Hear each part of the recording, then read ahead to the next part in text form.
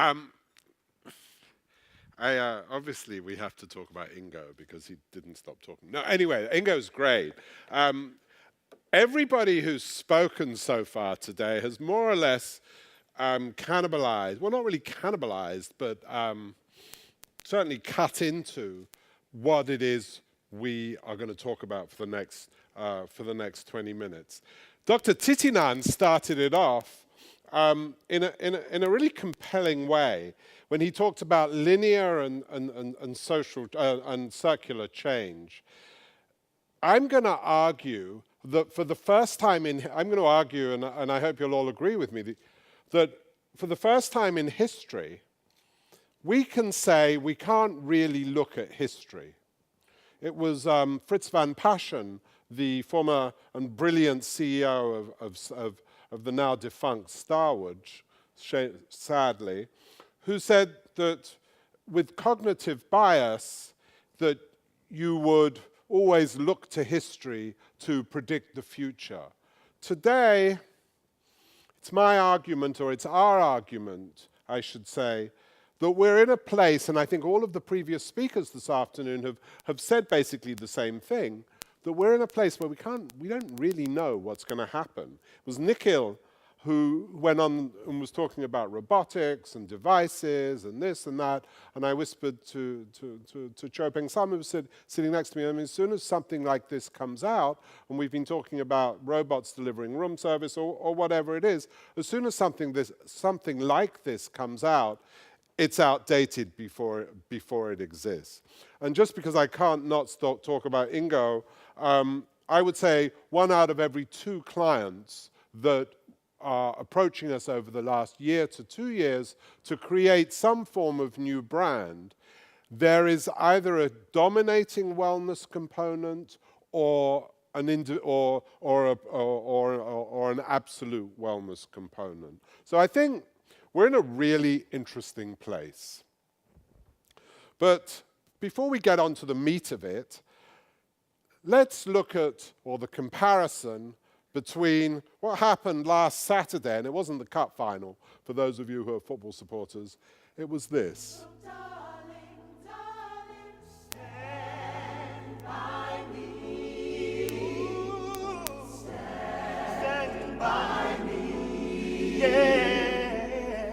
Stand by me. Stand by me. Stand by me. So if the lauded House of Windsor can change, can the hospitality industry change? And it seems, to the great credit of Her Majesty the Queen and of England, that is, or the Commonwealth, or whatever she manages, the royal family, the British royal family, in an hour on Saturday afternoon, last Saturday afternoon, I think transcended itself, reinvented itself, and showed to the world that it wasn't still the traditionalist that, or the dinosaur, maybe one could argue, that most people think it is. And so when we say that, has the hospitality had its Meghan moment, or isn't the hospitality in its Meghan moment? Some of you were present, and I know my friend Rob Hornman, who's gladly here today, was there in Singapore 4 years ago, when I, in a fairly shameless way, bemoaned the lack of change in the industry. I used the word dinosaur then, and to a degree I still do, but I think that there's been more change, I would say, in the last 4 years than there's certainly been in the 25 years previous to that. For those of you who weren't there, we made a comparison between 2014 and 1989, and we looked at geopolitical boundaries, the downing of the Berlin Wall, Steve Jobs, city architecture, another massive change that had happened in the last 25 years. And we compared it to the hotel industry, and those were rooms in the 1970s and in 2014, and we all still stay in rooms that look fairly similar to the bottom left picture. But what has happened since? And there has been change. I'm proud to say that we've been involved in some of that change, and I think a lot of that change has happened in the Northwest United States, out of Seattle, out of New York, and obviously out of the Netherlands. What has that change been driven by? It's been driven by lifestyle. But today, and this is, I fear, still I mean, it's probably not just the hotel industry, but it's many industries. There's a follow factor, there's a reactive factor, there's a factor that we act in very much like sheep, and we follow each other. So today, these are some of the 100 lifestyle brands. They're not all ours, but some of them are. The 100 or so lifestyle brands that have been created. Obviously, Citizen M, Ace, Malmaison, as Peng Sun was talking about just before. And created round the corner here, are leading the way. But what has happened? It had so much promise. When we look at typologies, and that's how we call them, or targets, as some people call the different brands are defining for their lifestyle brands, it's all becoming a little bit same. The Vivanta by Taj describes its target as designed for the modern traveler. Nilo describes its brand, its target as hotels designed for the modern traveler. And Hyatt, which is a brand that we always, and most of us always respect, describes Hyatt-centric as, is it Hyatt-centric or Hyatt-centro? Unique hotels for unique travelers. It's all a little bit familiar. And meanwhile, as I think every one of our speakers has so far this afternoon has referred to, you don't even now need, you don't really, how many of you can guess what's coming next?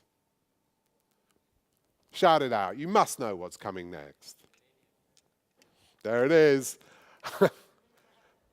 It's even the color, and for those of you who are familiar with branding, I mean, I'm sure all of you are, it's that color that defines the brand, or is part of the brand, as the scent or anything else. And even the color now, it's as Nikhil pointed out, it's absolutely dominating our industry. But today, the most successful brands, including Airbnb, do not play by the rules. I think it was announced yesterday that in Japan, Airbnb, because it had a legal problem, and I think it was Charlie who referred to the legal problem that they have in Thailand, they've circumvented the legal problem in Japan by delivering the keys the keys of the apartment to wherever you're staying, to the closest convenience store. They are thinking out of the box. How many of us are nimble enough? How many of us are really flexible enough to make a change? And this is in a country. I mean, this is not in a small place. This is in Japan, where it is, or homestay, or the legal ramifications of staying at an EMB product are severe. They've managed to circumvent it. We showed Uber, Netflix. They all of them, and obviously Apple, I think, is the leader of them all. Each of these brands are driving change by thinking out of the box, by reacting, but by being, more than anything else, by being visionary, by having the balls to make change, by having the guts to stand up and lead through their vision, not corrupt their vision, not cannibalize their vision, and look at new sectors, blur the lines and look into new industries, looking for new consumers. I mean, I think it was at Hike Up last year or the year before where I'm nervous of the word millennials today. We all use it, and everyone who's preceded me today has used the word millennial. Millennials, like any type or like any demographic, have to be deconstructed. We don't talk today about demographics. We talk about typologies, and a millennial is not a typology. It's a demographic. A millennial who travels on a romantic trip or on a business trip or on a wellness trip or on whatever kind of visit he's making, he has different desires. What's true about the younger generation is they're more fickle, they're less brand loyal, and the ramifications of the younger generation, the younger generation on loyalty is certainly severe, and the megalith, I think the right word is the loyalty programs, the Marriotts, the SPGs, the Accor Loyal, all of these gigantic loyalty programs are, I would predict, going to have to change and have to change significantly if and when or how they survive in coming years. I mean, it was Dilip at a conference last week from Minor who predicted the demise of the OTA. I mean, we're in such revolutionary, and I don't use the word extravagantly or flamboyantly, we're in such revolutionary times now that change is happening, and it's happening more and more quickly. The guy who's seeing this monitor, because I can't see the presentation without looking around. Can you fix that? The offline is going to online. I mean, I think, again, thinking out of the box. Netflix wasn't working offline, so it went online. Amazon, one of whose vision is to be is to serve every consumer in the world, is to be the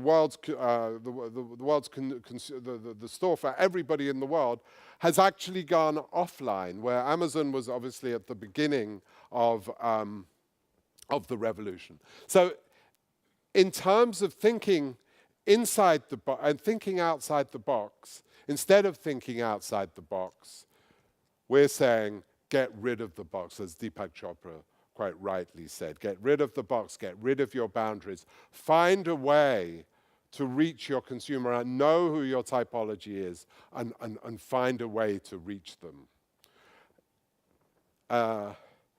2 years ago, let's say, should we say, I mean, and Nikhil was talking about timelines. 2 years ago, there was a solid line between the hotel brands and the new economy brands of Airbnb, of WeWork, WeLive, and all of these extraordinary socially enabling brands. Today, or so as I say, 2 years ago, there was a strict line between them. The lines are not just blurring. The lines today are not just blurring, they're going away. They've gone. And as Peng Sam was talking about earlier with WeLive, we know that the integration of working space it's quite incredible. I would say in the last 12 to 18 months, social working spaces are almost now a requirement in every brand that people come to us to talk about. I mean, 2 years ago, this didn't even exist. How much further are we going to be able to go? I mean, if we work with some of the hospitals, particularly in Thailand, with some of the biggest hospitals in Thailand. I remember 15 years ago when we rebranded Bumrungrad, it was a shock. And it's still actually to some point a shock to me that McDonald's was allowed to be in a hospital. Today, it's acceptable, and not just there, but it's in probably many hospitals, not just in Thailand, but in many other places. I talk a lot about leaders. it's my opinion, or it's our opinion, but it's particularly my opinion, that and there's countless examples, and the owner of this hotel, Bill Heineke, is a marvelous example of it. Leadership of all of these organizations, to a greater extent, comes from one vision and comes usually from one person. Arne Sorensen, Sebastian Bazin, Chris Nassiter of Hilton. These guys are at the forefront of change. And it's, for those of you who are leaders and leaders in the room, it's your leadership and it's your guidance that is going to not just drive change within or internally within your organization, but also externally and also in our industry. And we rely on your leadership to drive that change. That leadership we see brands differently. As Peng Sun was talking about earlier, and this for me is fundamental to the future. And I obviously congratulate Frasers Hospitality for initiating this and for driving this. But today, real estate prices and values are too great in many of our cities. It's unacceptable and it's uneconomic to have a ballroom or a meeting space sitting empty for 50 or 60% of the time. It doesn't, apart from anything else, it makes absolutely no sense. On every level, the opportunity of so many spaces in these hotels, which are dead for much of the day, the opportunity of creating whatever it is, whether it's a cafe or a social working space or a different type of meeting space or whatever it is, the opportunity of utilizing those spaces is yesterday. It's not, it has to happen. Some of the brands that are doing that, John Lewis in the great British department store brand, now has a residence. It's created in 3 of their stores in the UK. They have an in-store apartment where people can stay. Mini, one of my favorite brands, has created an urban nest, and just to quote what they're saying, they've asked fundamental questions about spaces we live in. Can a house be thought of as a flexible and transformative structure? If Mini, one of the great automobile brands that exists and going back, sort of at least 50 years, if they're talking about transforming spaces in houses, what does that mean to hotels? If Mini can change if the Mini brand can change a house, what does that mean to hotels? Surely the hotels, which are, most of them are 100 times bigger than every house, there's opportunities, be it on the roof, as Rohit has done brilliantly here at the Frasers Suites with his bars and so many others in Bangkok, be it on the roof, be it in the basement, be it in a meeting room, be it in the restaurants. I mean, how many times, the all-day dining restaurant. Surely there are opportunities that we can consider. So we argue, and what my team and I are saying is that it's time to take the hotel out of hospitality. It's time to rethink what is a hotel, to redefine it, to optimize spaces, whether they're large or small, whether they're conventional or unconventional, to reconsider, to understand what our vision is, and to consider space, and consider space for its economic value, and reconstruct what is the perception of the 4 walls that we call a hotel. And be that a farm, be that a house, and Marriott is doing that at the moment and has launched Marriott houses in the UK, or whether it's apartments, and Zoku obviously is the perfect example of what an envisioned new apartment concept is. But there's so few.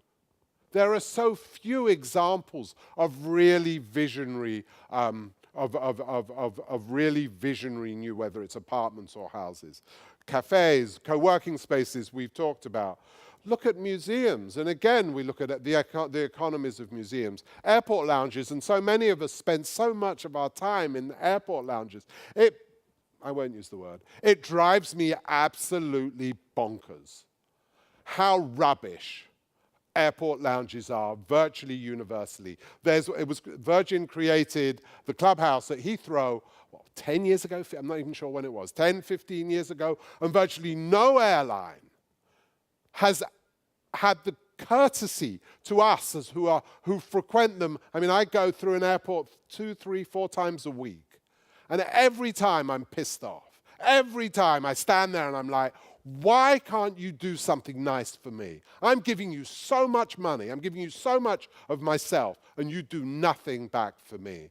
And it will come to a time where someone comes through, and we know that in Amsterdam, there's a likelihood that Citizen M will be in the KLM lounge in Amsterdam. Finally, there are opportunities for all of your hotel brands. Take the hotel out of hospitality. Put yourself in an airport lounge, whether it's beach houses or forest dwellings, whatever it is. We in the hospitality industry have an incredible opportunity.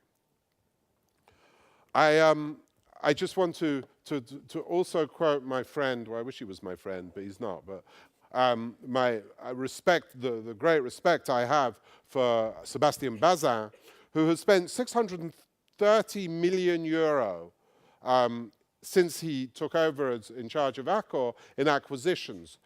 And what he's saying is hospitality must evolve towards greater flexibility and be open gates to non-travelers. Bring hospitality outside of the hotel.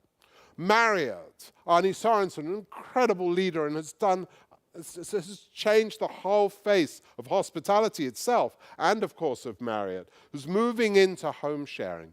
They're doing it. We know that Bill Marriott and Arne Sorensen visited the Citizen M in New York, but about 10 times since it opened. They're not just going there to have a cup of tea.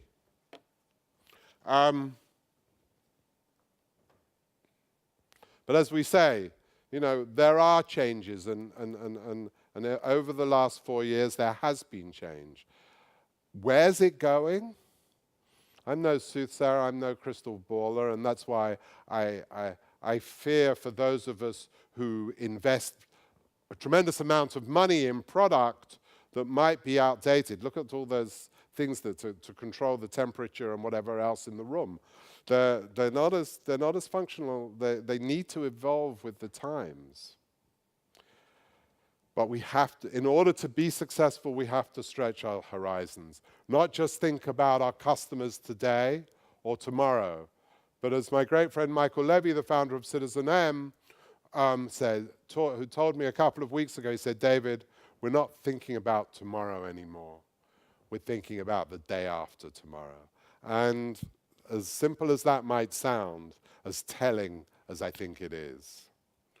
How do we embrace it? We have to get out of our comfort zones.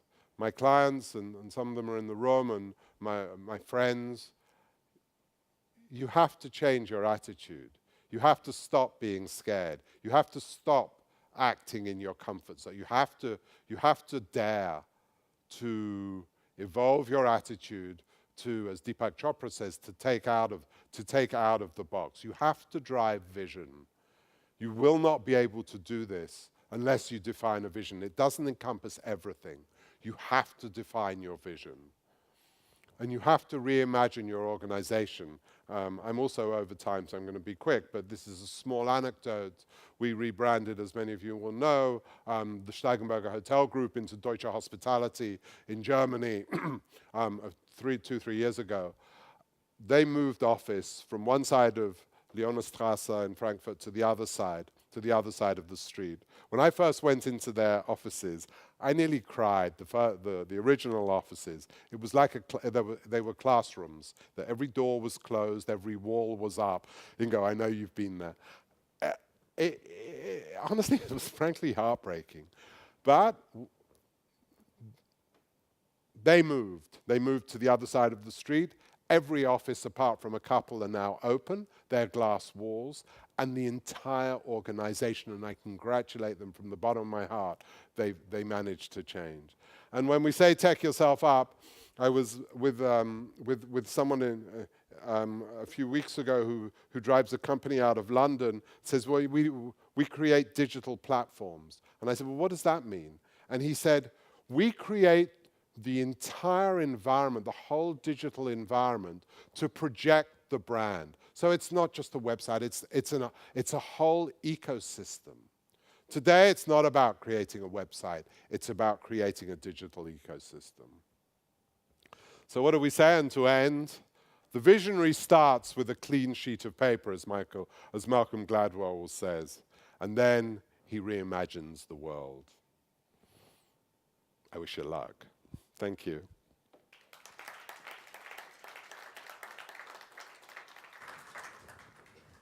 Any questions?